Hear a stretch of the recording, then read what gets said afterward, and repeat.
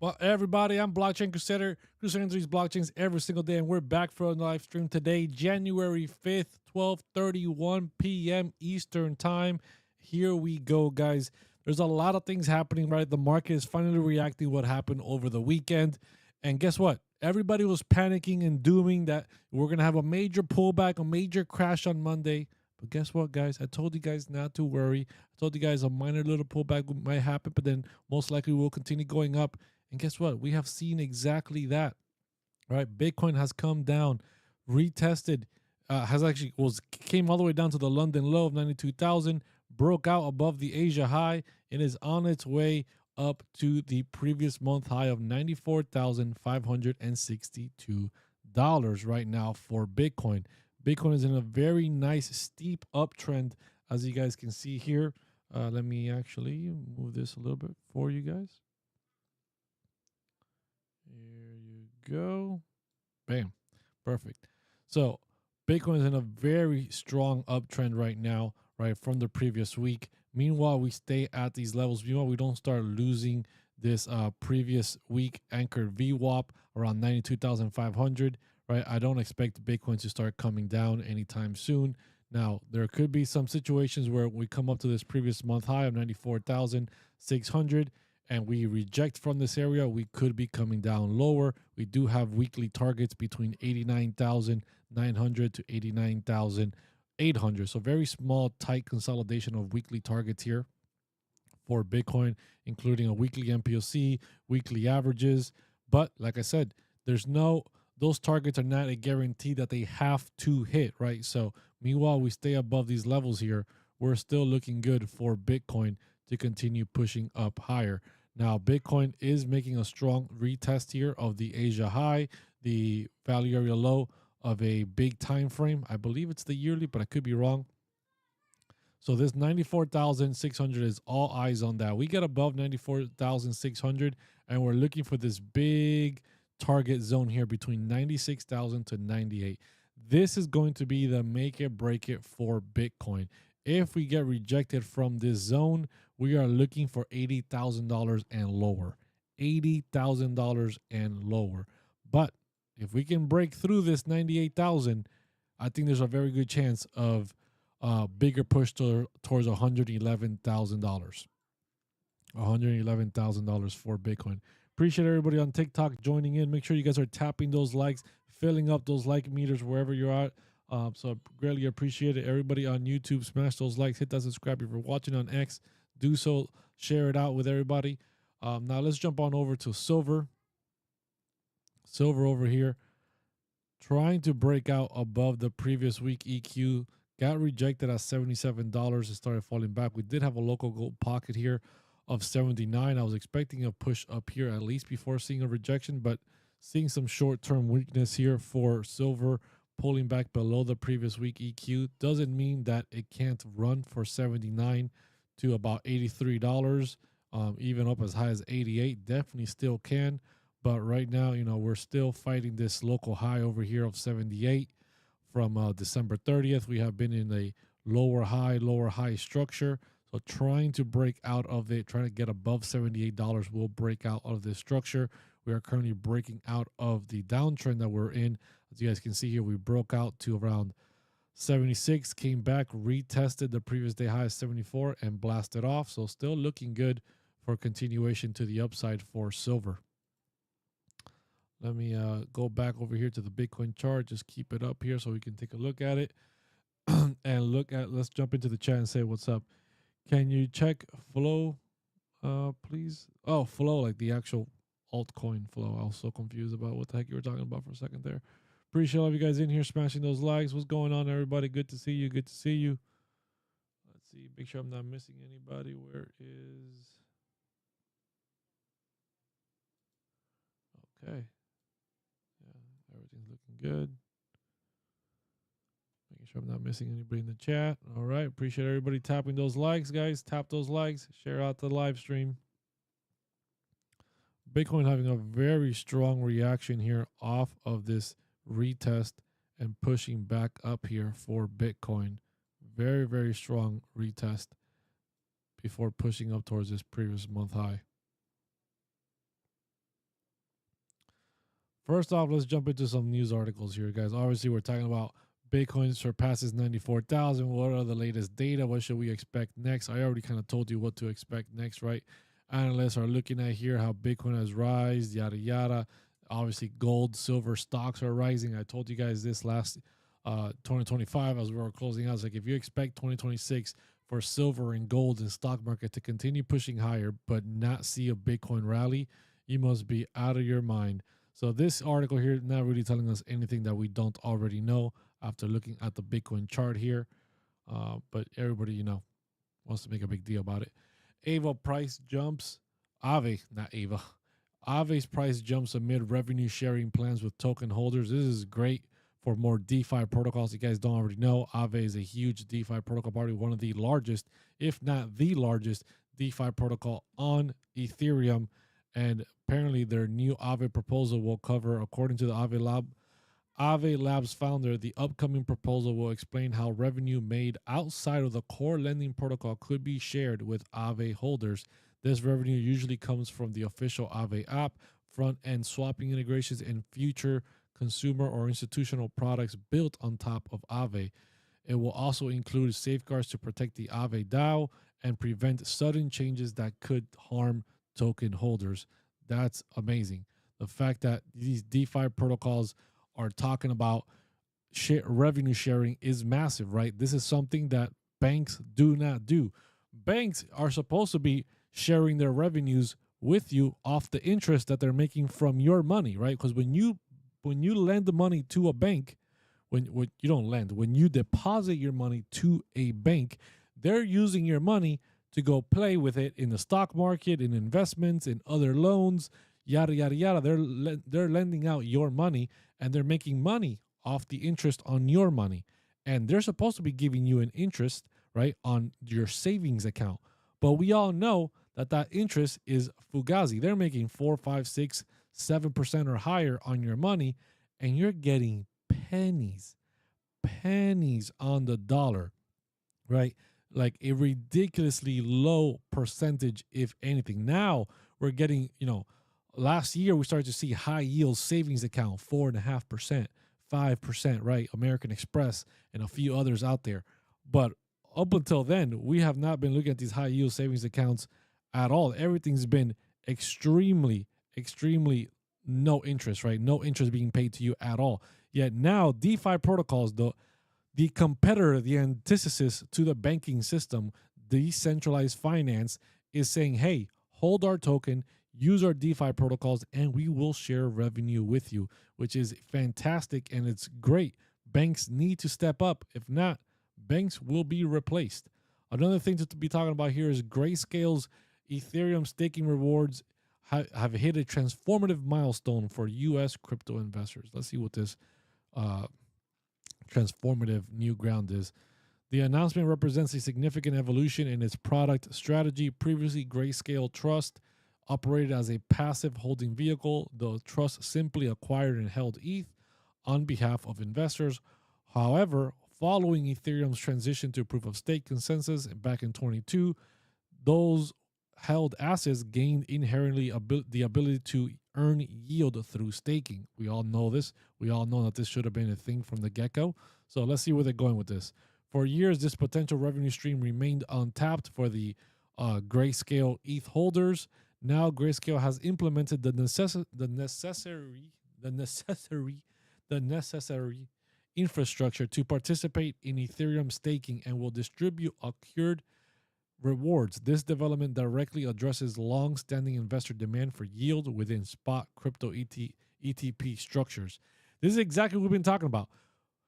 Why, since they approved the the Ethereum ETFs, got a tongue twister, the Ethereum ETFs back in 2024, have we not had Ethereum staking? Now we're in 2026. Now we're starting to talk about the Ethereum staking. Now we are having a reason, right? These investors have a reason for continuation to the upside of holding ETH, right? Why would ETH continue to go up from the Ethereum holders? Because before, Ethereum versus Bitcoin ETF made no sense. Why hold the Ethereum ETF when the Bitcoin ETF, Bitcoin itself, is doing way better?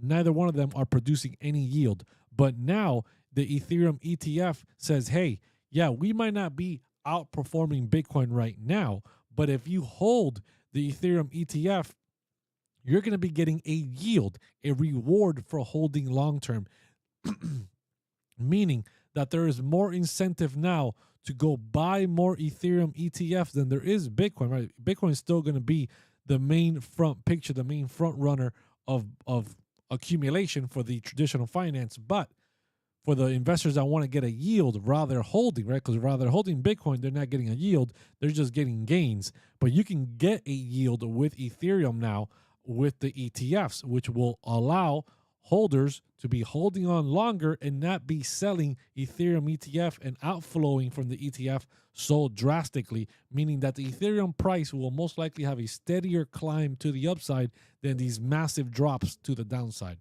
At the end of the day, it all depends on Bitcoin's price, but this is very, very good for Ethereum's price overall. Talking about Ethereum's price, let's go take a look at ETH's price right now as we're talking about the Ethereum ETF. Let's where's my chart at? Right over here. So ETH right now, let it load in. ETH right now just came back and retested the previous week and previous day high at 3166 and is having a nice little bounce to the upside. Our main target, our next main target to the upside. Meanwhile, we stay above 3165 for Ethereum. Our next target to the upside. Oops. Let me bring this here. Our next target to the upside for Ethereum is 3435 to 3448. It is the previous month high. It is the Q4 average. It is a 6-month average. Those are the targets to the upside. Meanwhile, Ethereum can stay above 3166. We are looking for 3435 for Ethereum here in the following week. Now, if we start falling below 3166, we are going to be looking for targets between 31 to 3071. And below that, we're looking at targets as low as 2979, which is the weekly target to the downside. But meanwhile, we stay here. I do expect Ethereum to push up towards 3435. Meanwhile, Bitcoin continues to push up higher, especially if we get above this previous month high of 94,600 and pushes towards 96 to 98.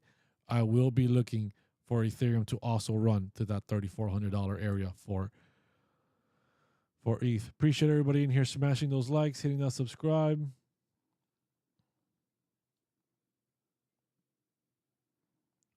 Let's see here.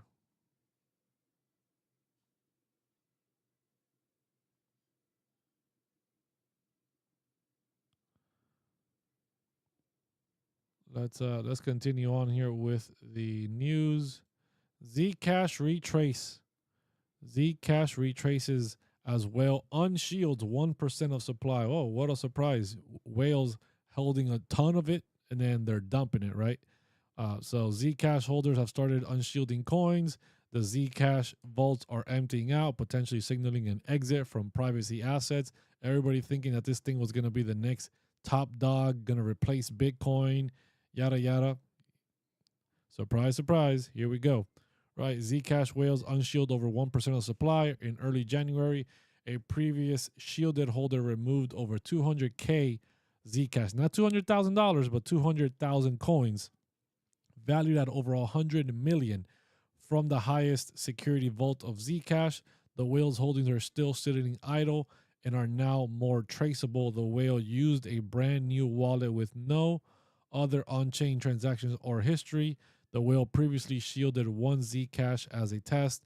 The withdrawals from high privacy Concord pool also followed a diminished supply of the Sprout and Sapling pools. Overall, the rush to shield more Zcash and use it as a DeFi asset has diminished. The whale's Zcash can now be traded or used as non-privacy asset or shielded again if needed. The whale's move also created concerns for potential selling pressure. So let's go take a look at the Zcash chart. I actually have the chart right over here. Zcash.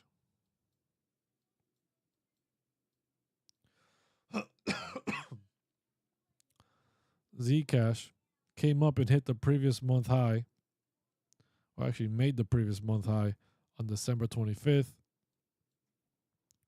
We're currently in a decline. We got semi-rejected, slightly rejected here off the previous day high of $517. We are currently sitting at 488. If we lose 480, we are looking for 451 down to 431 for Zcash.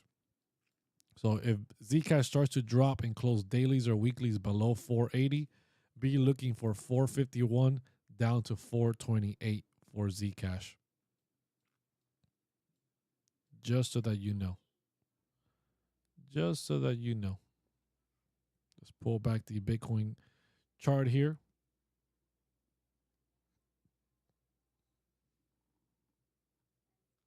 Thoughts on BMNR? Don't know what that is. Appreciate everybody here in the chat, smashing those likes, hitting that subscribe. Make sure you guys are filling up those like meters.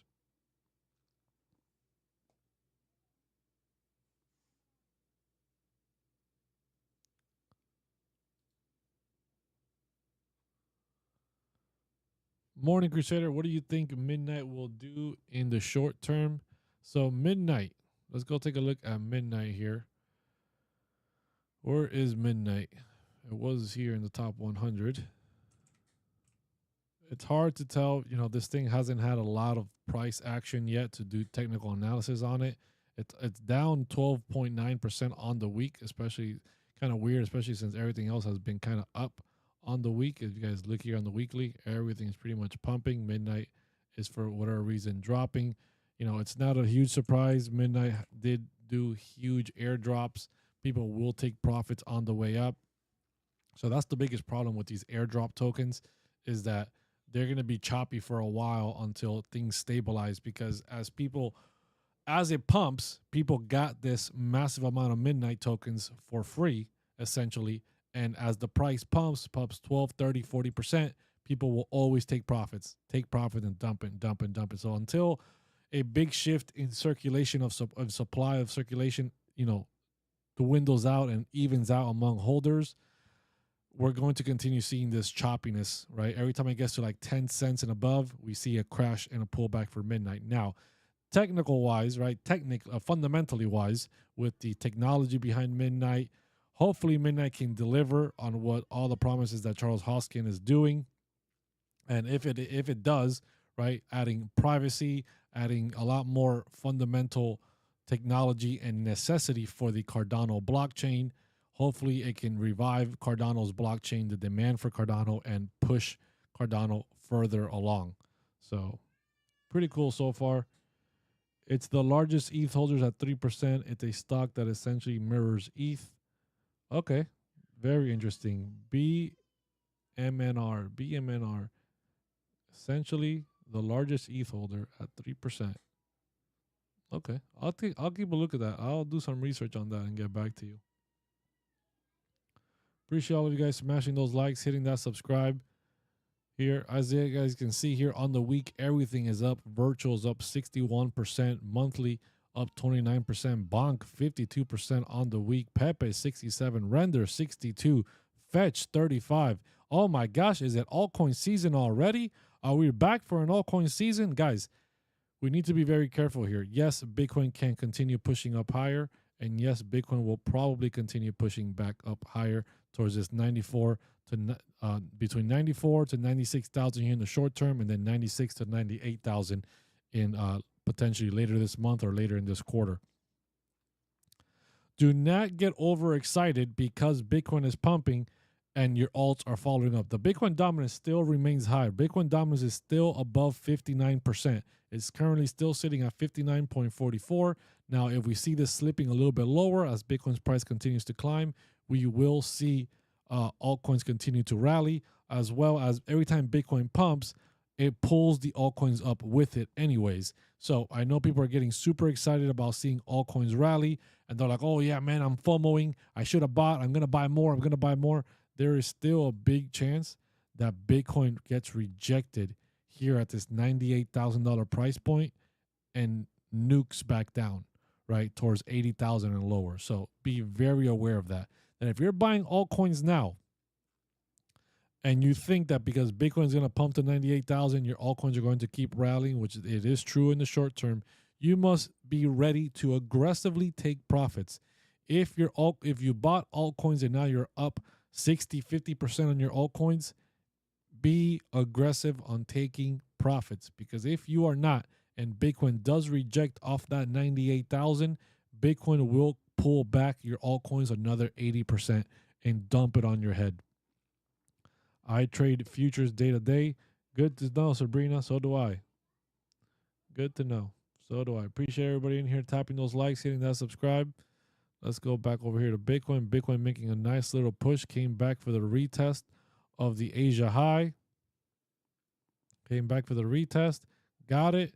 And on the 30-minute is now bouncing back up towards $94,000, heading towards this previous month high of $94,562. Appreciate every single one of you guys in here hanging out, guys. This is going to be a short stream today.